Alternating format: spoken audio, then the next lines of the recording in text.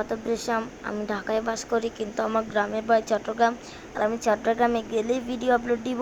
Guys, আশা করি তোমরা আমাকে সাপোর্ট করবে। তোমাদের সাপোর্টের কারণে আমি এগিয়ে যেতে পারবো। আর গাইস, এই ব্লগটা ছিল এতটুকুই। Thanks for watching. Please like my channel and subscribe my channel.